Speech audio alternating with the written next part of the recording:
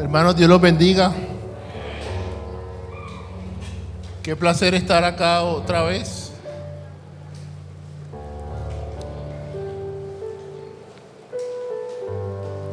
¿Quién quiere escuchar palabra de Dios en este día, hermano? Dice la palabra en Gálatas capítulo 6, verso 7. En la Nueva Traducción Viviente dice: no se dejen engañar. Nadie puede burlarse de la justicia de Dios. Siempre se cosecha lo que se siembra. Los que viven solo para satisfacer los deseos de su propia naturaleza pecaminosa cosecharán de esa naturaleza destrucción y muerte. Pero los que viven para agradar al Espíritu, del Espíritu cosecharán vida eterna. Hoy quiero hablar, hermanos, acerca de dos formas en que Dios trata con sus hijos.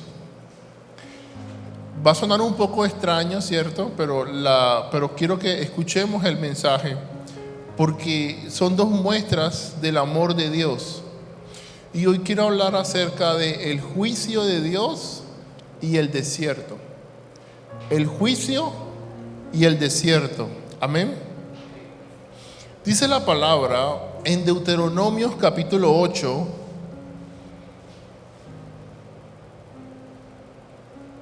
verso 2. Y existen dos tratamientos que Dios tiene para con sus hijos. El primero es el desierto. El segundo es el juicio, o el proceso y la consecuencia. Dice Deuteronomios, hablando del desierto, dice: y te acordarás de todo el camino por el que te ha traído Jehová tu Dios estos 40 años en el desierto. Dice, para afligirte, para probarte, para saber lo que había en tu corazón, si habías de guardar o no sus mandamientos. Y te afligió y te hizo tener hambre y te sustentó con maná, comida que no conocías tú ni tus padres la habían conocido, para hacerte saber que no solo de pan vivirá el hombre, mas de todo lo que sale de la boca de Jehová vivirá el hombre. Amén. Existen ocasiones, hermanos, donde Dios nos pasa por un desierto o nos pasa por un proceso para cambiar cosas en nuestra vida.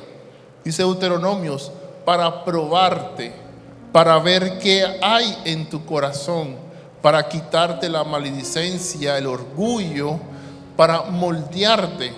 En esas ocasiones Dios te procesa, te pasa por el desierto para revelar lo que hay en tu corazón. El Señor quiere tratar contigo y es ahí donde llega la crisis o llega el desierto. Uno de los ejemplos más evidentes de esto fue el caso de José. José fue vendido como esclavo por sus hermanos. José fue acusado falsamente de violación y llevado a la cárcel. Y tú podías pensar, Señor, pero ¿qué está pasando con José? Te has apartado de él, lo estás castigando. No, el Señor estaba procesando a José. Amén. El desierto, hermano, se caracteriza porque Dios trata con nuestro carácter para promovernos. José entró al desierto como campesino y salió como gobernador. Amén. Ahora, por otro lado está el juicio de Dios. Diga conmigo, juicio. El juicio es esa crisis que Dios no usa para promoverte. El juicio o la consecuencia está ahí para volverte a Dios, para que tu corazón se vuelva a Dios. Aunque tú veas que todo está mal, el Señor lo está usando para que vuelvas al camino para ganar tu alma. Amén.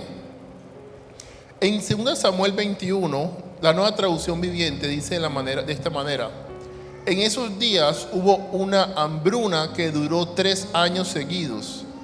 David consultó al Señor por esto, y el Señor le dijo: de esto tienen la culpa Saúl y su familia de asesinos, pues mataron a los gabaonitas. Los gabaonitas no eran israelitas, sino un remanente de los amorreos, pero los israelitas habían hecho un pacto con ellos.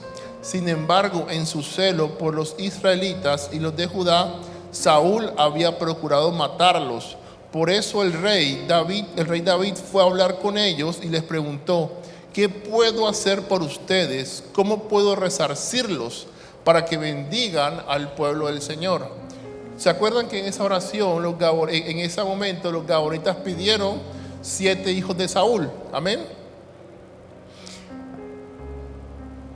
Hermano, eso se llama juicio. Esto que estaba llegando sobre la tierra se llama ¿qué? Juicio. Y hay muchos hermanos que están pasando por esto. Ellos están pensando que están en el desierto y llevan años en el desierto. Y, hermano, no, acá en el desierto el proceso. Y no saben que están enfrentando el juicio de Dios. El juicio de Dios es una consecuencia de una acción. Amén. En este caso, el juicio vino por la mano de Saúl. Saúl quiso matar a un pueblo que había hecho un pacto con el pueblo de Israel para que no los mataran. Y Saúl trató de matarlos. Por eso el juicio llegó sobre la casa de David. Y es común confundir el juicio y el proceso. Por eso, como cristianos, nosotros debemos evitar señalar a nuestro hermano y decir: uy, ese hermano está en juicio. Uy, ese hermano está en desierto. No lo sabes. Cualquiera que hubiera hablado de la vida de José, ¿qué hubiera pasado? José, un jovencito que lo venden sus hermanos como esclavo. Uno dice: uy, ese José es bien malo. Tuvieron que sus hermanos venderlo porque era muy malo. Amén. Y después por allá escuchan: uy, trató de violar a la esposa de Potifar. Uy, qué malo. Uy, bien merecido se tenía que lo hubieran vendido como esclavo. Bien merecido se tuviera que lo hubieran metido preso, lo hubiera matado Potifar. Amén. Si ven cómo desde fuera parecería que el juicio y el desierto se parecen mucho, ¿no? Amén. Por eso debemos evitar juzgar a las personas en ese sentido. Pero quisiera hablar, hermanos, de cómo nosotros los cristianos sabemos si estamos pasando por un desierto o estamos viviendo las consecuencias del juicio de Dios sobre nuestras vidas. Y la pregunta primero es: ¿cómo es ser pasado por el desierto? En la palabra encontramos varios generales de Dios que pasaron por el desierto. Fueron perseguidos, probados y promovidos.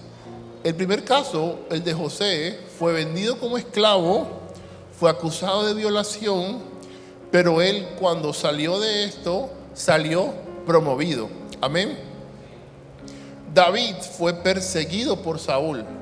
Algo que debemos entender, hermano: el juicio, el desierto no ocurre por causa de una acción que Dios está castigando. Amén.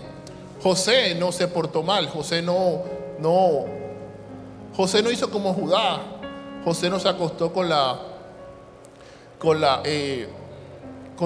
su nuera. Amén. José no robó. José no pecó. Amén. José no estaba siendo castigado por su maldad. David, cuando huía de Egipto, David no había hecho nada malo. David no le había robado a su rey. David no había intentado tomar el trono de Saúl, pero él estaba siendo perseguido por Saúl. Amén. Y en ese momento fue que David encontró al Señor en la cueva de Adulán. Los valientes de David llegaron a él mientras él estaba en el desierto. Amén. En el desierto David aprendió a depender de Dios, lo que después usaría cuando fue rey en Israel. El desierto, hermano, es muy importante. La palabra dice de Moisés que él se sostuvo como viendo al invisible. Se sostuvo como viendo al invisible. Hay cosas que Dios coloca que están forjando nuestro carácter, que están forjando nuestra vida, porque Él busca promovernos. Amén. José pasó años como esclavo en la casa de Potifar. Y en la casa de Potifar él aprendió el oficio. Cuando dice que administraba la casa de Potifar, no era que se encargaba de que las personas barrieran, ¿cierto? Yo imagino que la casa de Potifar fácilmente podía tener 100 esclavos o más. Y él tenía que administrarlos. Y la casa de Potifar no era una casa de 7 por 15, 7 por 20, no. La casa de Potifar podía tener fácilmente 200 hectáreas, amén. Y Potifar tenía atrás sus cultivos. Y era una hacienda muy grande. Y ahí el Señor comenzaba a formarlo a José en la administración que luego tenía que tener sobre Egipto. Amén. Por eso cuando estás sobre el desierto, no te preocupes. Tú dices, Señor, ¿pero qué está pasando? El Señor está colocando en ti las herramientas que te van a servir para cuando seas promovido. Amén.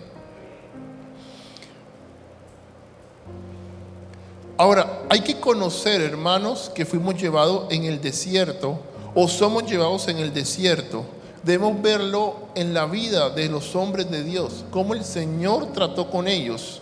Porque el desierto parece juicio, pero existen algunas diferencias mientras en los que están pasando por un proceso y los que están pasando por un juicio. Amén. En el desierto, hermano, primera diferencia, en el desierto salimos promovidos. Diga conmigo, en el desierto salimos promovidos. José salió del desierto para gobernar Egipto. David salió para gobernar Israel. Amén. En el desierto, hermano, somos prosperados. Dice la vida de José, cuando José estaba en la casa de Potifar, él entró como esclavo. Y él dice la palabra que Potifar lo puso sobre toda su casa. Amén. David prosperó en medio del desierto. José prosperó en medio del desierto. Cuando estaba en la cárcel fue puesto por encima fue puesto a administrar la cárcel. Él administraba la cárcel donde estaba encarcelado. Amén. Diga conmigo, desierto. En el desierto somos prosperados. David se engrandeció, David conoció a Dios. David encontró su ejército personal estando en el desierto. En el desierto encontró hombres que eran fieles a David, que luego se convirtieron en los valientes de David. Amén. Y esto ocurrió en el desierto. Si no hubiera pasado por el desierto, los hombres hubieran sido siempre fieles a Saúl, el rey. Amén. Simplemente trabajaban bajo las órdenes de David. Pero en el desierto llegaron hombres, dice que eran arruinados, ¿cierto? Endeudados. Y llegaron y se juntaron con David, hicieron un pacto con David. Y esto fortaleció a David en el desierto. Amén. Imagínense cómo David fue fortalecido en el desierto, que mientras él huía, cuando la gente huye de la ley y se esconde, la gente dice, uy, no me quiero juntar con él, no vaya a ser que también me vayan y me apresen a mí. Pero al contrario de eso, la gente, los valientes de David fueron a buscarlo en la cueva, fueron a estar con él, se unieron a él en la persecución. Amén. Otra cosa, hermanos, que pasa en el desierto es que nuestra integridad es puesta a prueba. Y hay dos partes en la palabra donde se muestra el caso de José y el caso de David. En el caso de José, dice que la esposa de Potifar le dijo que se acostara con él. Amén. ese fue el momento donde la integridad de José fue puesta a prueba. La integridad de David fue puesta a prueba cuando en la cueva Saúl se acuesta a dormir. Imagínense una cueva profunda y el ejército de Saúl se pone en la entrada de la cueva para protegerlo. Y dice, bueno, el rey entra y se acuesta al fondo. Y no habían visto que la cueva era más profunda y David estaba más adentro. Y interesante que dice la palabra que uno de los hombres de David le dijo, uy, el Señor ha entregado a Saúl en tu mano. Y dice la palabra que David se acercó a Saúl y cortó el borde de su túnica. Amén. Y le dijo luego a Saúl, mira, no he hecho nada malo. El Señor me entregó en tu mano y no he hecho nada malo. Y le mostraba su túnica. Amén. Y luego David decía, en los salmos, él decía, no tocaré, dice que el Señor pedía que no tocaran a sus ungidos, ni hagáis mal a sus profetas. Cualquier otro hombre hubiera dicho, uy, este me quiere matar, este me quiere hacer daño, y lo coge y lo mata, amén. Cualquiera de pronto lo hubiera hecho. Pero en el desierto la integridad de David fue puesta a prueba.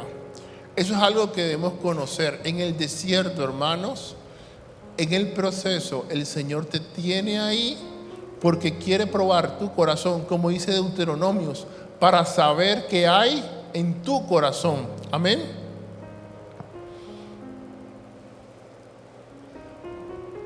Algo que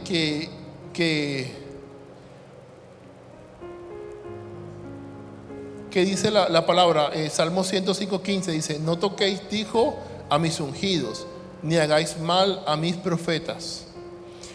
La vida de José, hermano, él también lo vivió así. Lo vivió cuando rechazó a la esposa de Potifar y fue a la cárcel por eso. Ahora, hermano, ¿cómo es ser pasado por el juicio? ¿Cómo yo sé que soy pasado por el juicio de Dios? Y una de las diferencias, hermano, entre el desierto y el juicio es la finalidad de cada una.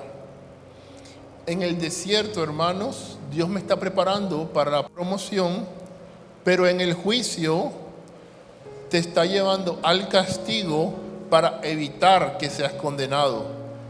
El juicio busca tu arrepentimiento, que vuelvas tu corazón a Él.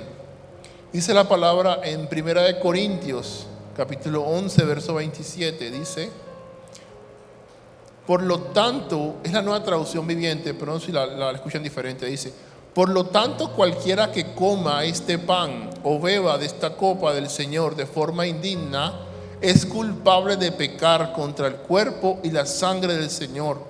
Por esta razón, cada uno debe examinarse a sí mismo antes de comer el pan y beber la copa. Pues si alguno come el pan y bebe la copa sin honrar el cuerpo de Cristo, come y bebe el juicio de Dios sobre sí mismo. Amén. ¿Qué está comiendo? Diga conmigo, come y bebe el juicio de Dios sobre sí mismo. Dice la palabra, verso 30. Esa es la razón por la que muchos de ustedes son débiles y están enfermos, y algunos incluso han muerto. Si nos examináramos a nosotros mismos, Dios no nos juzgaría de esa manera. Dice, si nos examináramos a nosotros mismos, Dios no nos juzgaría de esa manera. Sin embargo, cuando el Señor nos juzga, nos está disciplinando para que no seamos condenados junto con el mundo. Amén. La definición del juicio la da Pablo en esos dos versículos, en el 31 y el 32 de 1 Corintios 11. Y quiero que lo leamos, ¿cierto? Porque a veces este versículo lo tomamos como es una de las consecuencias de pervertir la santidad de la cena del Señor. Dice, si nos examináramos a nosotros mismos, Dios no nos juzgaría de esa manera.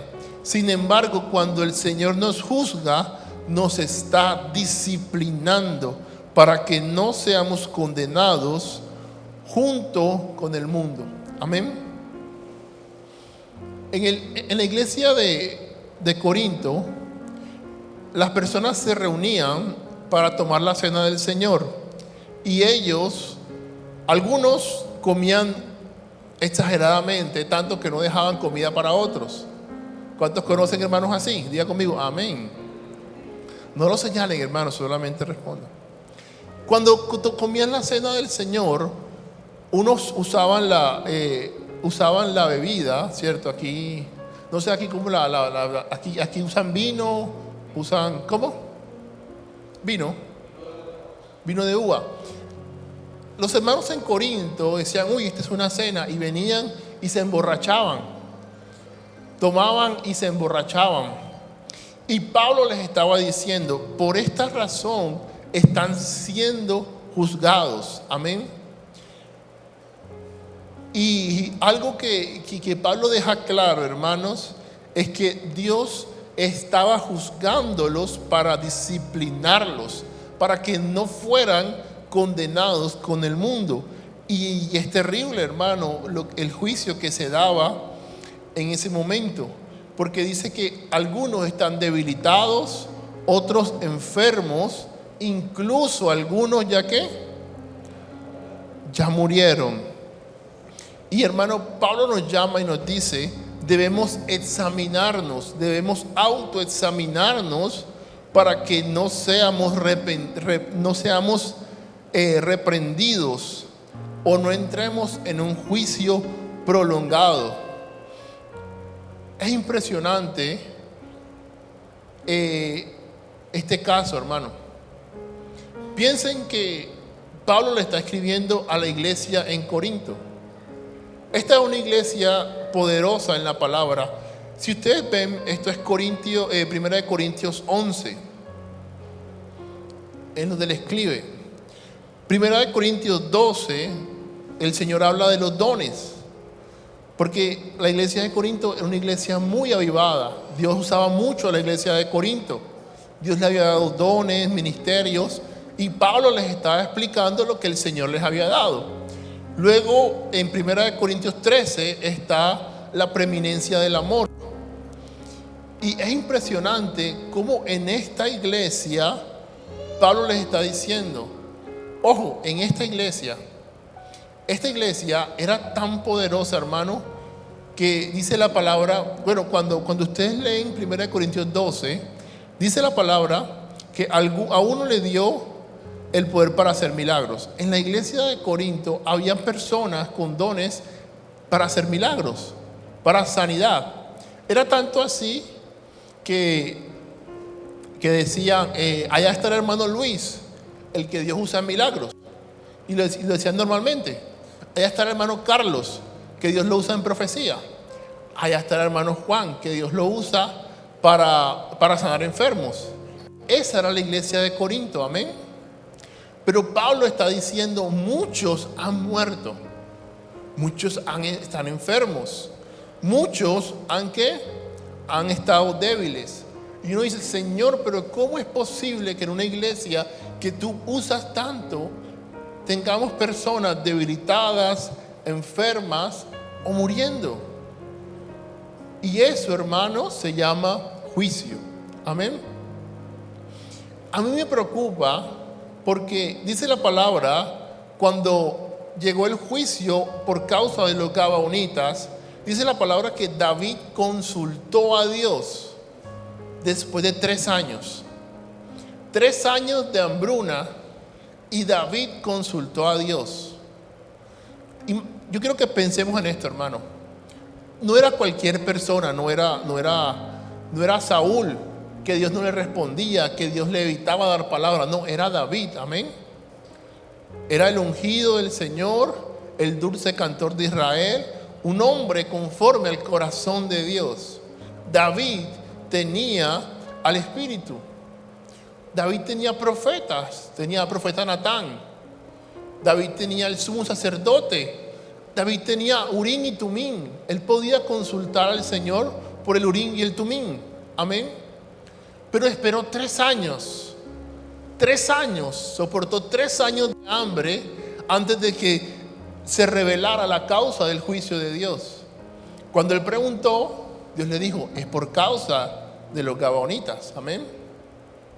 Yo imagino, a mí me preocupa pensar que en la iglesia hay muchas personas que están atravesando juicio por muchos años, 3 años, 4 años, 10 años, 15 años, y nunca han dicho, Señor, ¿por qué está pasando eso?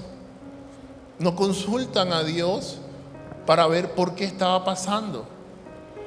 Tampoco ocurrió en la iglesia de Corinto.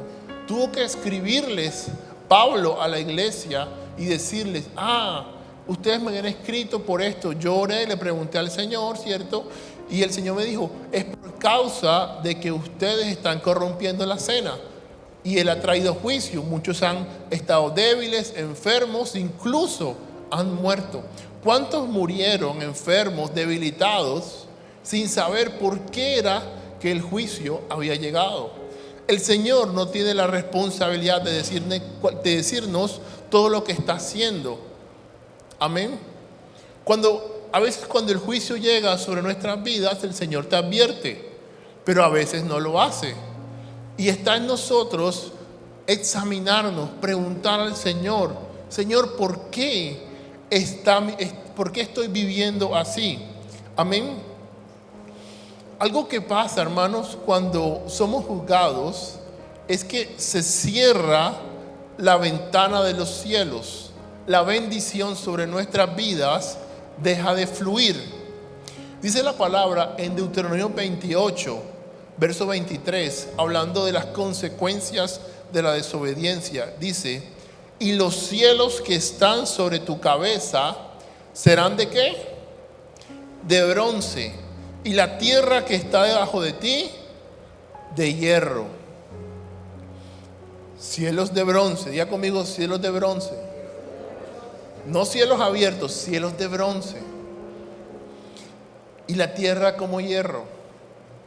Está hablando de que la bendición de Dios no te está alcanzando. La bendición de Dios no está llegando como debería llegar. La palabra que tú estás leyendo y las promesas que el Señor te dio, tú no las estás viendo en tu vida. Y tú dices, Señor, yo en mi Biblia leo esto, pero no lo estoy recibiendo. ¿Saben a quién le pasó esto? A Josué le pasó esto. En verso 7 de Josué, capítulo 7, verso 6, narra la historia cuando tomaron del anatema. Amén. Y imagínense Josué, o sea, piensen en Josué. Josué acababa de entrar a Canaán. ¿Saben cómo entró a Canaán Josué? ¿Alguno recuerda cómo entró a Canaán Josué? Cuando Josué entró, él pidió que el arca fuera adelante. Los levitas, los sacerdotes, llevaban el arca de Dios. Y mientras ellos pasaban el río se abrió. Amén. Y los israelitas pasaron en seco. Cuando Josué pasó, Josué levantó un altar en medio del río que estaba seco. Y pasaron todos los israelitas en seco. Así entró Josué a Canaán. Cuando Josué entró en guerra con Jericó estaba amurallada. Los israelitas no tenían armas de asedio, no tenían cañones, no tenían nada de eso. Pudieron haber quedado ahí por años asediando la ciudad, pero no fue necesario. Josué y el pueblo recorrieron la ciudad 7 veces, amén. Y los muros de la ciudad cayeron. El Señor estaba con Josué. La mano del Señor era evidente que estaba con Josué. Después de ese momento ocurrió algo. Después de ese momento había un pueblo que estaba más allá de Jericó, que se llamaba el pueblo de Jai. Y dijeron, vamos a enviar a unos cuantos hombres. Dice la palabra, no cansemos a todo el pueblo, enviemos a unos cuantos hombres. Y dice que enviaron a unos cuantos hombres y estos hombres fueron derrotados y salieron huyendo. Amén. Y en ese momento ocurre Josué 7:6. Dice, entonces Josué rompió sus vestidos y se postró en tierra sobre su rostro delante del arca del pacto hasta caer la tarde. Él y los ancianos de Israel y echaron polvo sobre su cabeza. Y Josué dijo, Señor Jehová, ¿por qué hiciste pasar este pueblo al Jordán para entregarnos en manos de los amorreos para que nos destruyan? Ojalá nos hubiesen quedado al otro lado del Jordán. Ay, Señor, ¿qué diré? Ya que Israel ha vuelto la espada delante de sus enemigos. Algo que ocurrió aquí era que Josué se había preocupado. Hasta ese momento la mano del Señor estaba con Josué, pero a causa del pecado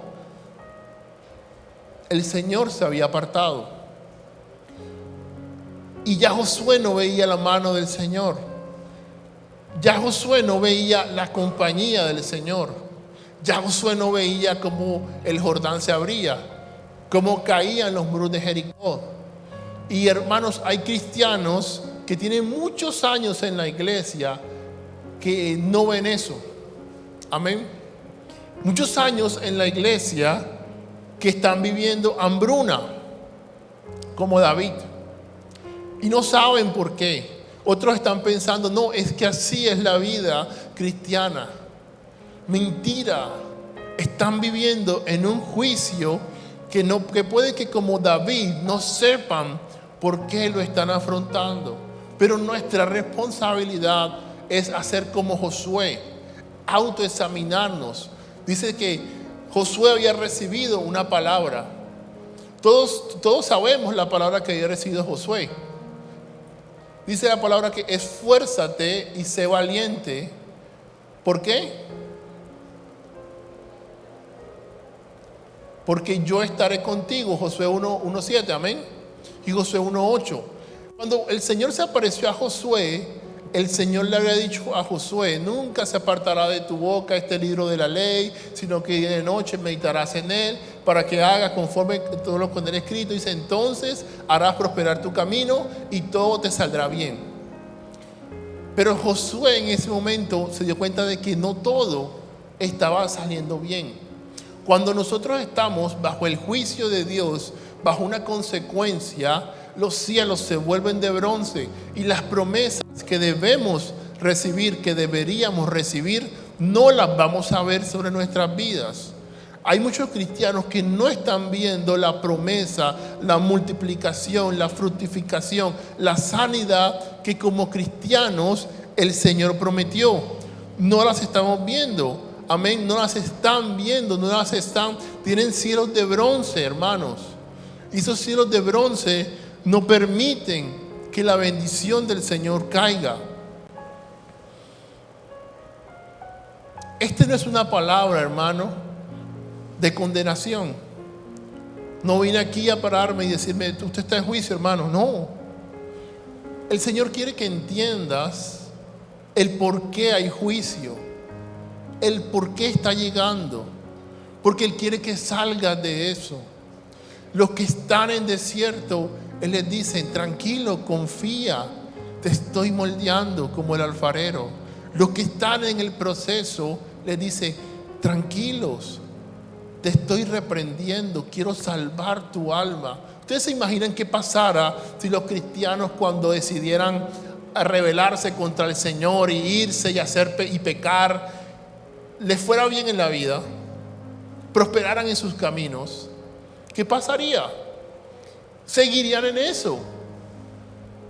Pero como el Señor los disciplina, hace que vuelvan a Él, hace que vuelvan a buscarlos. Dice la palabra Si tu mano derecha te es ocasión de pecar, quítala. Amén. Mejor es que entrar cojo en el cielo, de que todo tu cuerpo se ha echado ¿qué? Al infierno. De la misma manera, el Señor nos disciplina a nosotros y viene la enfermedad y comienzas a buscar a Dios y tu alma se salva. Tu cuerpo de pronto muere, pero tu alma se salva. ¿Y qué es lo que dice Jesús? ¿De qué le aprovecharía al hombre ganar el mundo y perder su alma? En la disciplina de Dios es un acto de amor que Él nos humilla para que nosotros volvamos nuestro rostro hacia Él. Amén. Dice la palabra en Salmo 103, verso 3. Él es quien perdona todas tus iniquidades, el que sana todas tus dolencias. Dice Isaías 53, dice: mas Él herido fue por nuestras rebeliones, molido por nuestros pecados. El castigo de nuestra paz fue sobre Él, y por su llaga fuimos nosotros curados. Estaba leyendo en el libro Los Generales de Dios, estaba leyendo acerca de un ministerio en el sur del África, que estuvo por allá hace más de 100 años. Eso fue como en 1906, 7, 8, ¿cierto? Habían dos misioneros. El misionero se llamaba John G. Lake y su esposa se llamaba Jenny. Estos misioneros operaban con un poder muy especial de parte de Dios para sanar enfermos. Y algo que hacían estos misioneros era que ellos oraban por los enfermos, pero de esta manera. Estaba en la oficina del pastor, esto era en Sudáfrica, 1908. En la oficina del pastor estaban los pastores.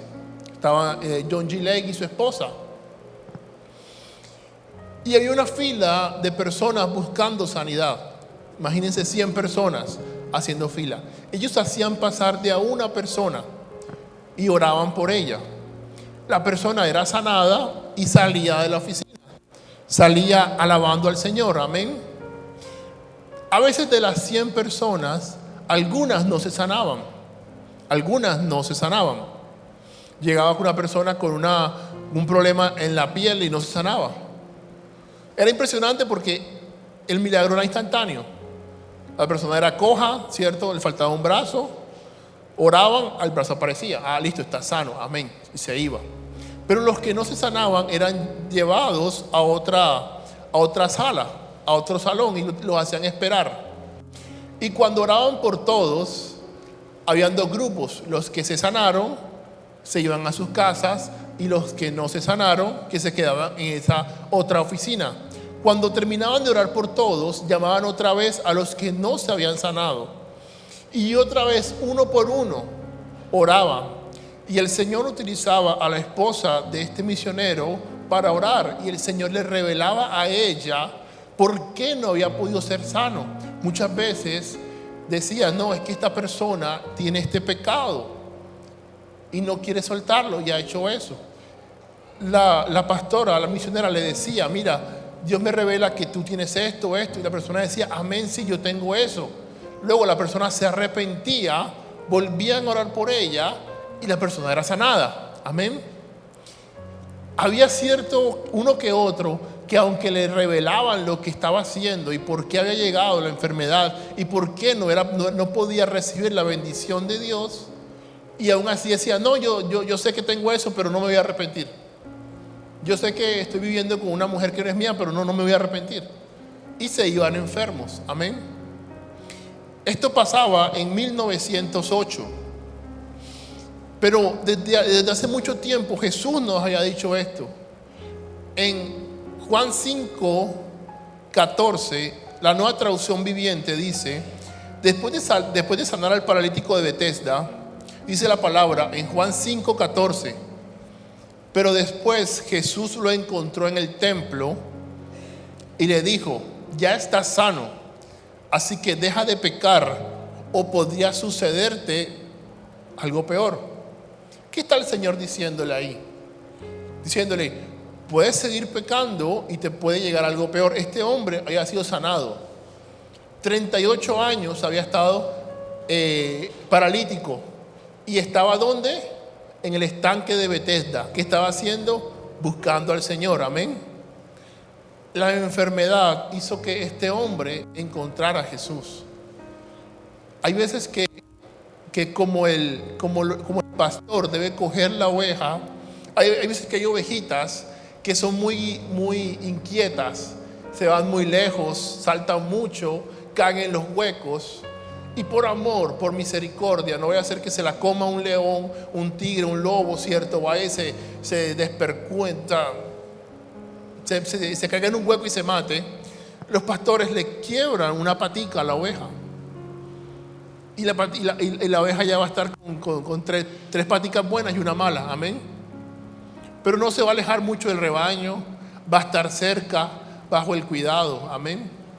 Muchas veces el Señor hace que venga el juicio para mantenerte salvo, amén. El juicio, hermano, no es un castigo como que de un Dios enfurecido que diga, uy, es que Jesús Alarcón es muy malo y se va a ir al infierno y sufre, no. Él está tocando tu vida, está tratando contigo para que no perezcas. Amén. Dice Éxodo 15, verso 26. Dice, y dijo, si oyeres atentamente la voz de Jehová tu Dios, e hicieres lo recto delante de sus ojos, y dieres oído a sus mandamientos, y guardares todos sus estatutos, ninguna enfermedad de las que envié a los egipcios te enviaré a ti, porque yo soy Jehová tu sanador.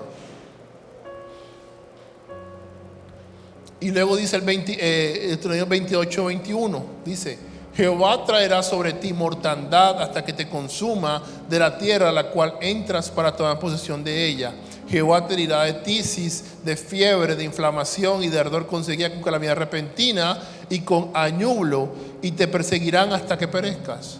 Está hablando de las maldiciones de la desobediencia.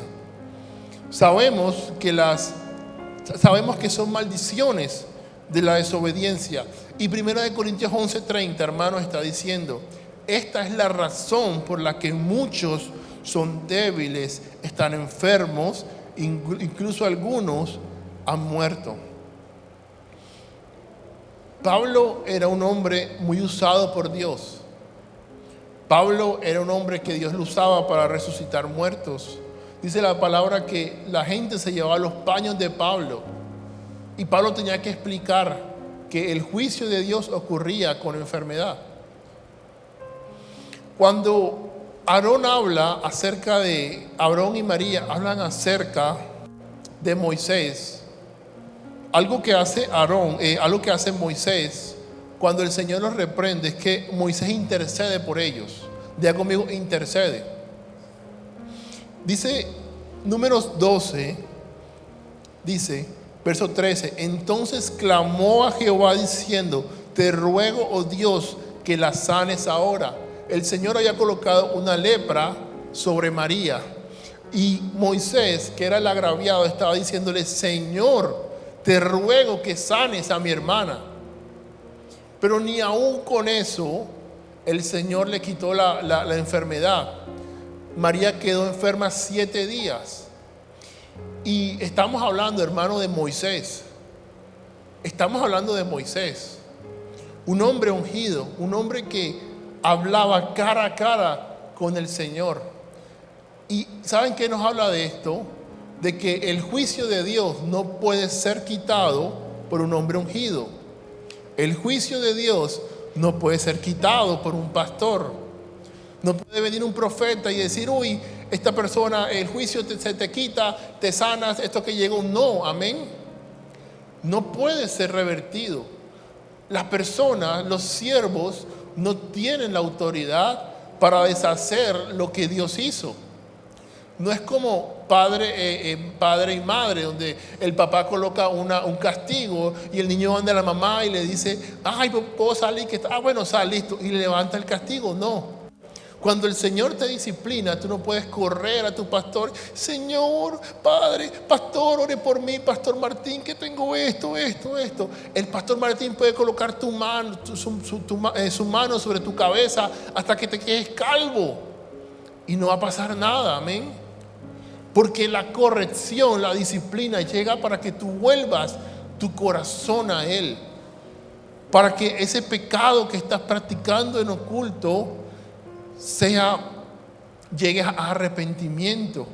Ese es el juicio de Dios. Por eso está ahí, para salvar tu alma. Por eso hay personas en la iglesia que constantemente están pidiendo oración, constantemente, y nunca se sanan. Y uno dice, Señor, pero ¿por qué? ¿Por qué no las sanas? Tú eres Dios, nuestro sanador. Por tu llaga fuimos curados, amén. ¿Por qué ¿por qué no se sana? Y es eso, hermanos. ¿Saben? Otro hombre muy ungido, cuando Saúl cuando el Señor mandó un espíritu sobre Saúl para atormentar a Saúl. ¿Se acuerdan? ¿A quién buscaron para que tocara? Con todo y que David era ungido y que tenía el Espíritu de Dios, cuando David tocaba el arpa, Saúl se calmaba, amén, por un momento. Saúl no era libre. No, digamos como que David no podía decir, Señor, quítale este espíritu. O sea, no pasaba. A lo sumo podía aliviar por un momento, ¿cierto? Y el espíritu se iba. Pero el espíritu volvía, ¿no? ¿Por qué? Porque era juicio de parte de Dios. Los hombres de Dios no pueden levantar el juicio que Dios ha colocado. Eso debe ser algo que tú vayas a del Señor y te arrepientas. Le digas, Señor, estoy cayendo en esto, Padre, y entiendo que tu mano se ha grabado sobre mí, porque he pecado, porque he hecho lo malo. Como dice David, mientras callé, se envejecieron mis huesos en mi gemir todo el día.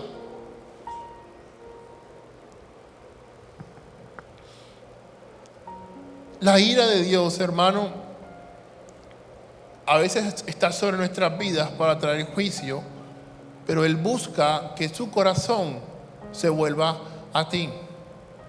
Y a veces hay juicios que están llegando sobre la iglesia que no entendemos y a veces no los conocemos.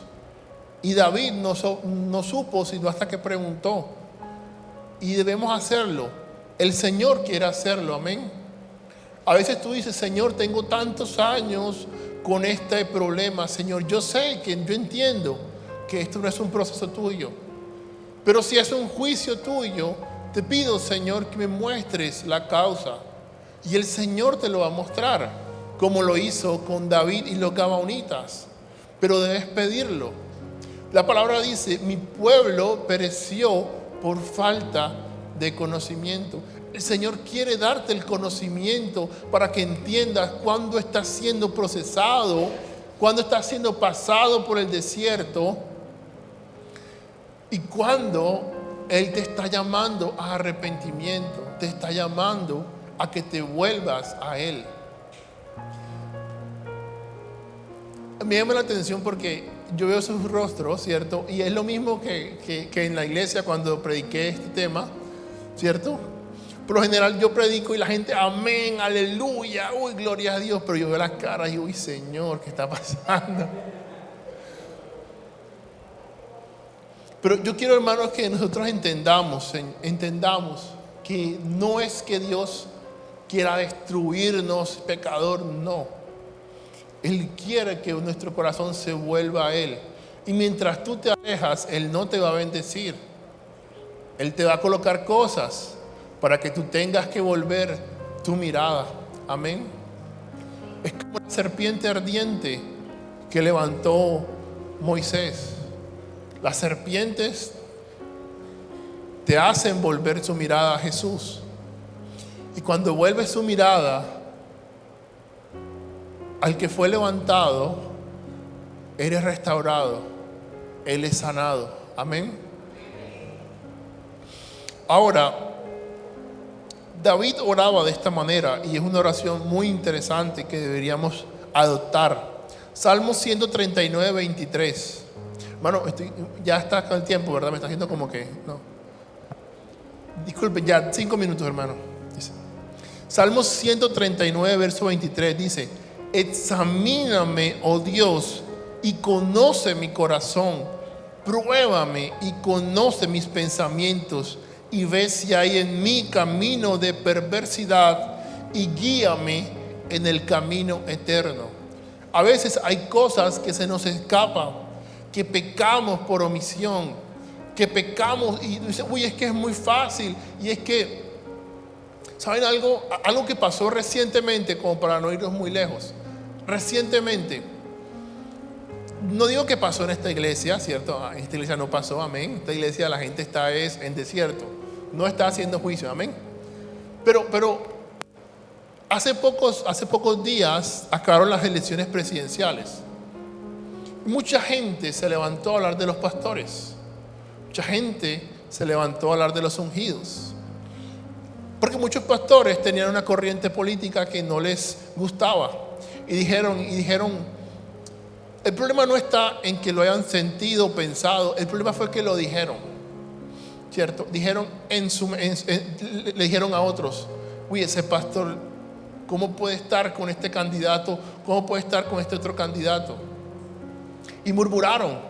¿Saben qué dijeron? Dijeron, el pastor no tiene cuidado de los pobres. Claro, como a él le va bien, los otros que se frieguen. Eso dijeron. ¿Saben qué más dijeron? Dijeron, claro, como él también roba, quiere un ladrón como presidente. Y hicieron lo mismo que hizo Aarón y María. ¿Y qué pasa? Las elecciones pasaron, todo se acabó y todo, llegó el mundial y todo, Colombia, Portugal, ¿sí? Y olvidaron lo que hablaron. Y a veces esas cosas que uno habló y murmuró allá no se quedaron allá. El Señor trae juicio por eso. Y el Señor lo ha hecho desde siempre, hermanos. Cuando Caín mató a Abel, dice el Señor que la sangre de tu hermano demanda justicia. Y el Señor juzgó a Caín por lo que hizo. A veces hay cosas que nosotros decimos, pecamos y olvidamos.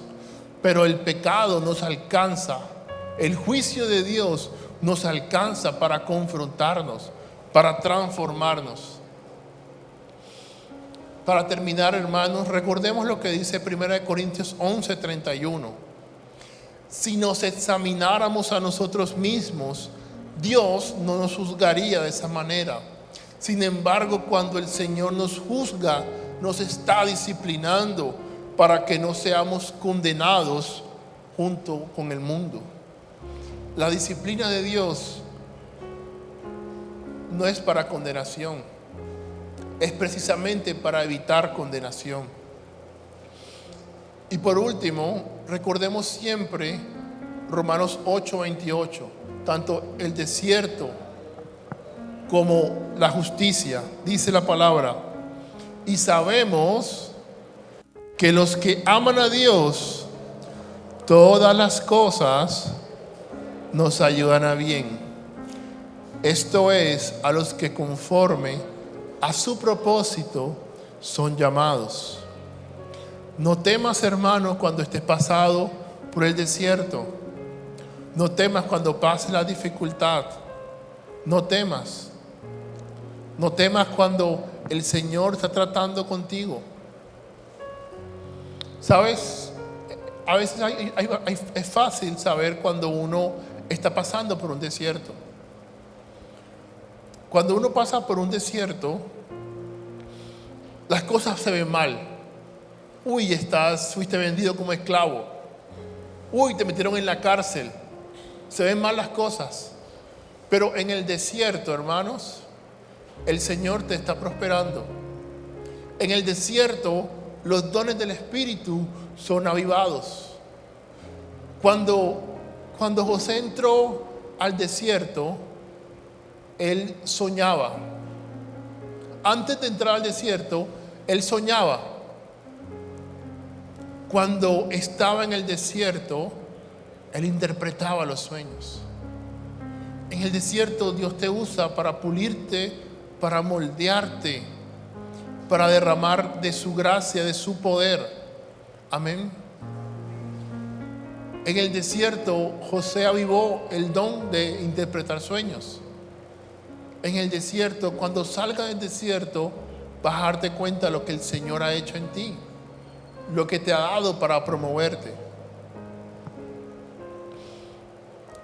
Y por el contrario, cuando estés en el juicio, entiende que el Señor lo hace porque Él quiere volver su corazón a ti, tu corazón a Él. Él quiere que tú vuelvas su corazón.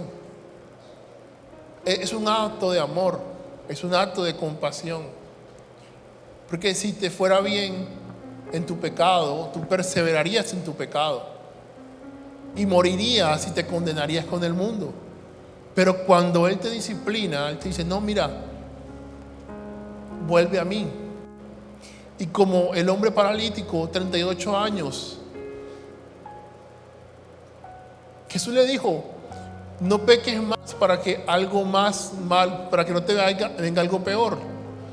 Le está implicando algo. Esto que te vino es por tu pecado, no peques más.